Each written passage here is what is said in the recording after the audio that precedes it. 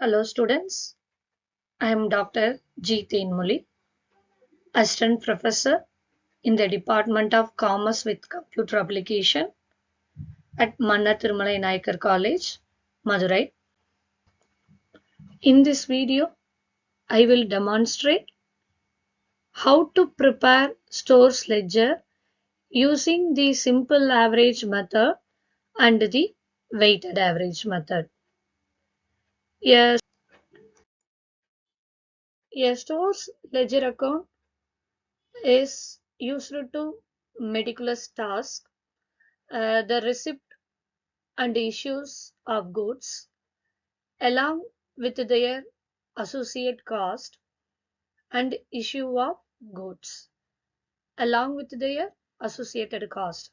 So inventory valuation is performed using the methods like simple average method and weighted average method to determine the per unit of cost for valuing stock after each transactions.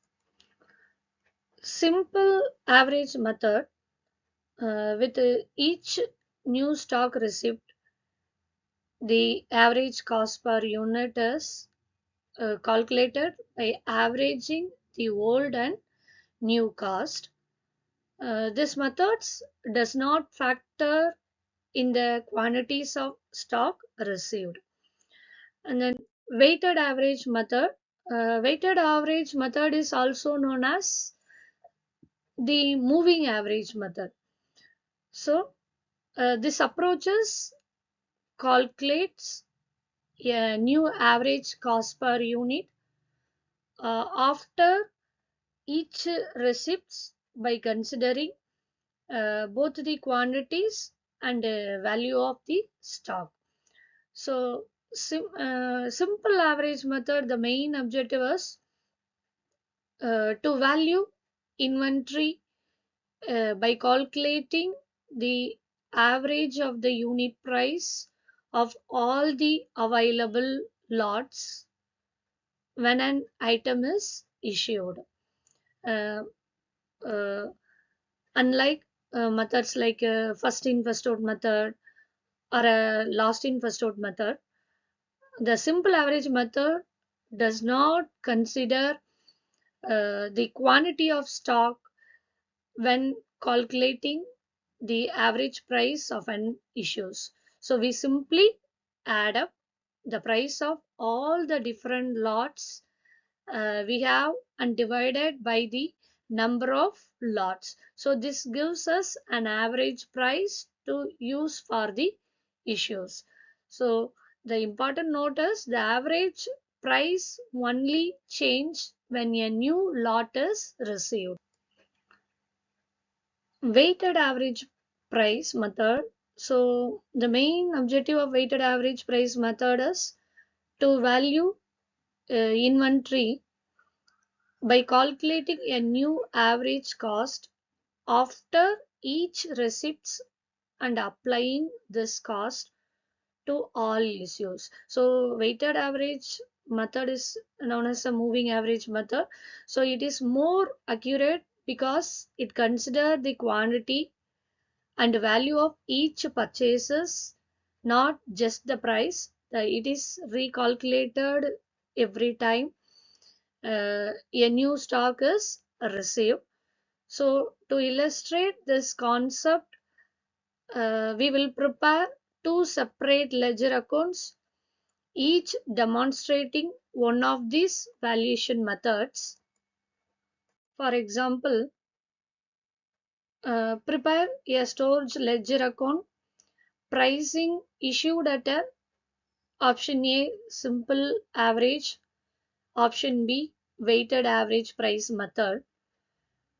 First date 15/3/2025 receipt is 200 units at rupees 2, and the next 18/3/2025 receipt is 300 unit at rupees 2 rupee 45 say. 25/3/2025 issues 250 units. The next date is 28/3/2025 receipt 250 units at rupees 2 rupee 60 paise. And then last date 30/3/2025 issues 200 units. So based on the transaction provided here or the store's ledger account prepared using simple average method and weighted average method. So the simple average method calculate the average price of goods by dividing sum of the price of all the lots in the stock by the number of lots. So this method does not consider the quantity of each lot.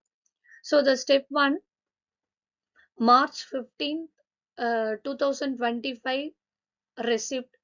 So receipt 200 units at rupees 2. So the total cost is 200 into 2 rupees 400. So the balance column also 200 units and then total amount is 400. So the value 200 units with the value of 400. Step 2, March 18th, 2025 receipt 300 units at rupees 2 rupee 45 say.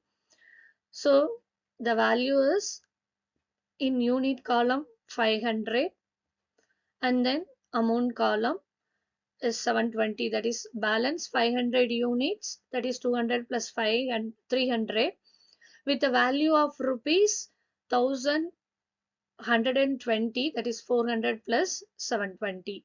And then step 3, March 2025 uh, issues 250 units. So in simple average method 2 rupee plus 2 rupee 40 paise divided by 2, so that is 2 rupee 20 paise. So the value of issues in balance column 250 units. So 500 minus 250 with the value of rupees 570. And then step 4, March 2025, that is received. So 250 unit at rupees 2 rupees 65 say.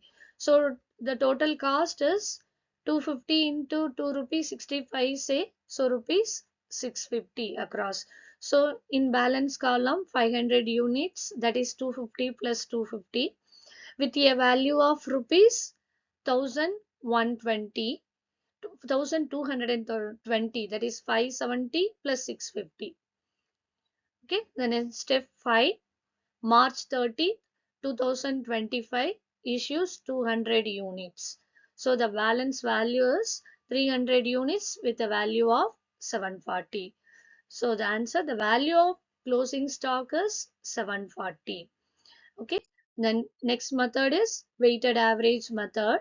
So in weighted average method, calculate the average cost of goods by dividing the total cost of all units by the total number of units.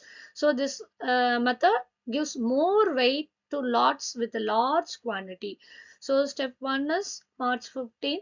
So receipt is as usual 200 units at the rate 2 rupees.